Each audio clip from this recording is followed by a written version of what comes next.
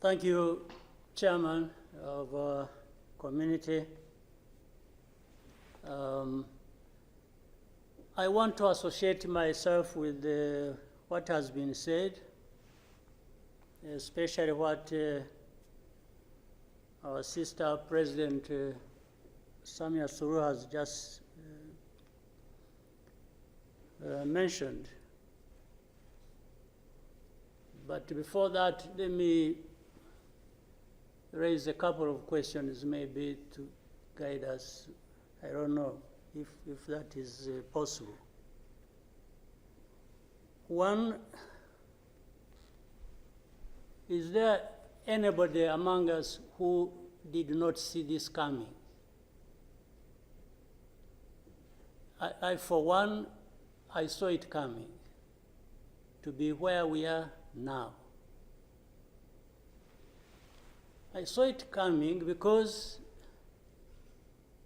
I did not see who was taking charge of the process, who was listening, who was trying to provide any kind of guidance as to what we should be doing from one thing or one day to another. And by this, I want to also ask, as the East African community, what did we want from the beginning? Or what did we do about that? What are we doing now? And what do we want to do for where we want to go? Because exactly like President Samia has mentioned, if it is talking about problems and defining them, and I think we have been very eloquent. We have talked about all kinds of things. But when do we match what we are saying and what we are doing so that we get to what we want? When do we come to that? I haven't seen it. President, I asked last time in our meeting, the last summit, where is East African community, or does it exist? And exist for what? By the way, even now, the person or the country we are talking about is not represented as we are discussing. And it is supposed to be, the country is supposed to be part of East Africa, but nowhere to be represented. So I'm not sure what bearing what we are discussing has on what happens in the process of finding a solution in this country.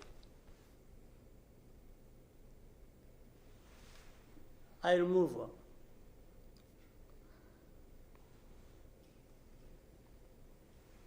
The conflict that was created from the time we had the East African community get involved in trying to help in Congo, and later on when the East African force was trying its best and we are seeing progress, Tshisekedi decided they are not doing what he wanted and went to SADC. SADC agreed they would come and do what he wanted and sent everybody packing. And that we complied and kept quiet. What really did we expect to come out of this? Now, worse still, I think even in East Africa itself, ourselves, maybe we have different understanding of what the problem is, and we have never come together to agree or even disagree and find a way to come together finally to do what we ought to do to deal with this problem. Or we simply decided, each country, to move on its own with a different agenda arising out of involvement or whatever in Congo, and that was enough. If your interests were catered for by Tshisekedi, that was fine, even if the others' interests or concerns were not taken care of. You can imagine, therefore, what chaos comes out of that kind of situation. We are, on one hand, assuming or pretending we are coming together over an issue and trying to find a solution, while at the same time, each country is pulling in its own direction, different from the others. This is the fact of the matter. Now, but even if we were doing everything right, all of us, nothing is going to come out of it until those mainly concerned are also part of it and participating and contributing to the success of the process through which they are getting the support. But if the parties decide or accept to be manipulated, because, and by the way, that's exactly what happened, and I think in Congo, there are experts for doing that. They would go to one party and promise them something, and then they would decide to keep quiet about what is obviously going to result into problems like we are seeing now. Or, like he did, he didn't want East African community because they were not doing things the way he wanted, even if it was not right.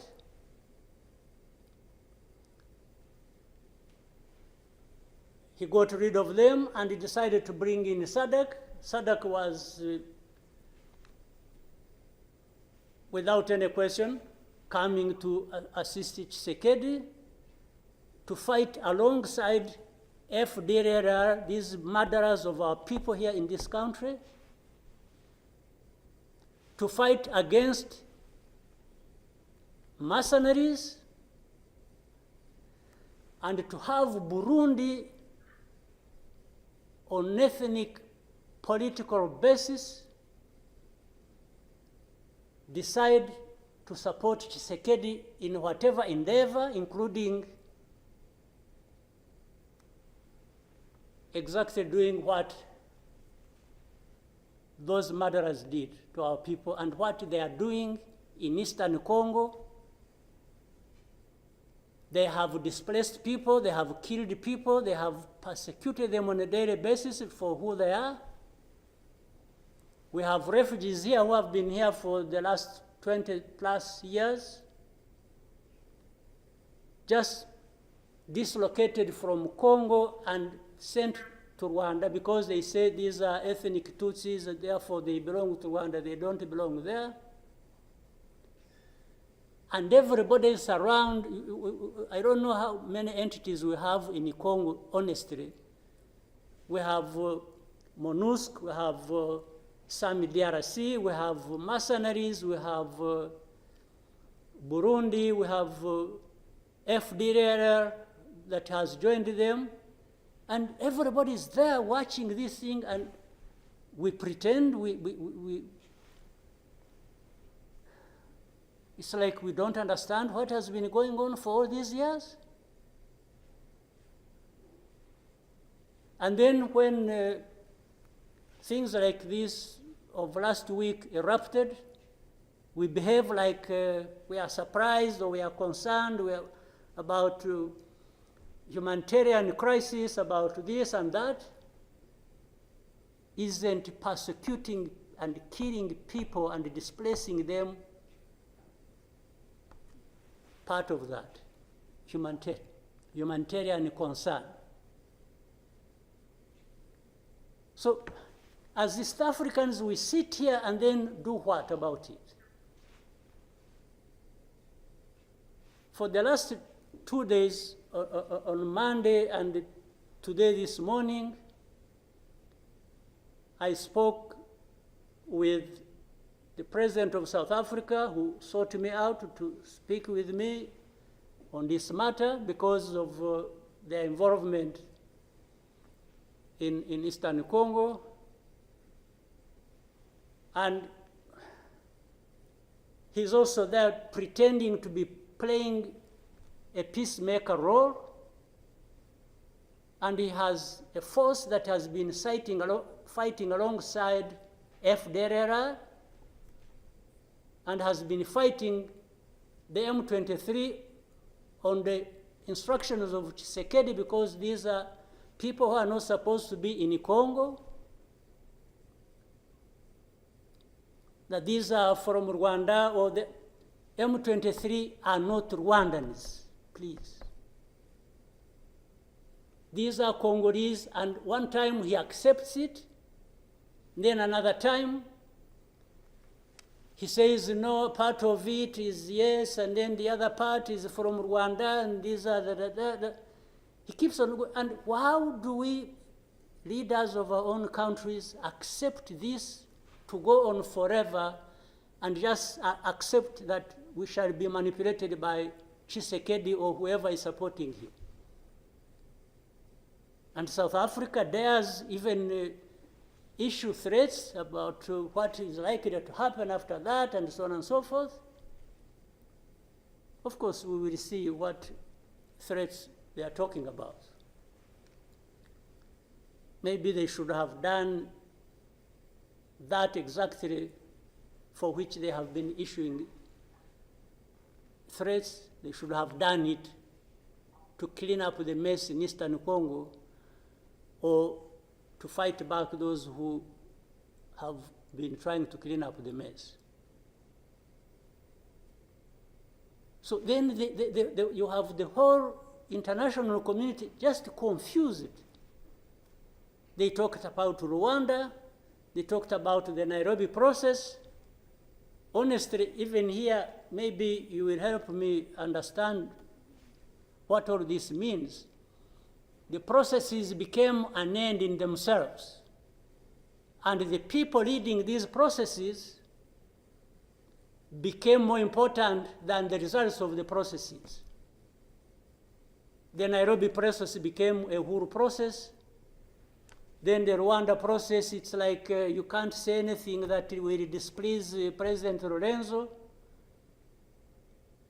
Definitely, this does not help deal with such a serious matters as we are faced with today.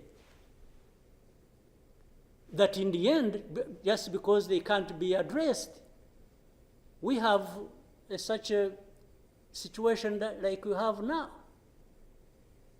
And if anybody, and above all, I don't understand how Tshisekedi keeps thinking that he will resolve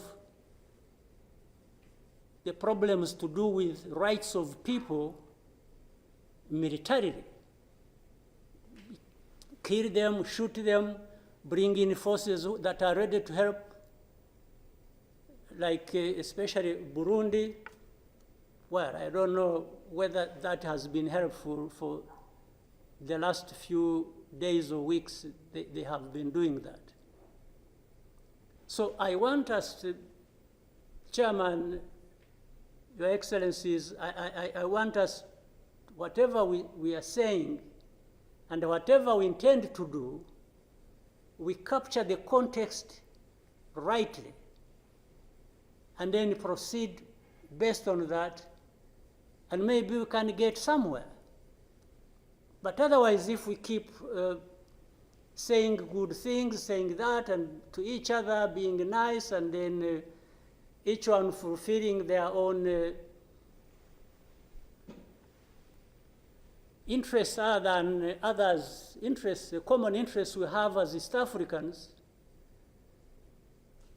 then I don't see how we are going to contribute effectively to finding a solution.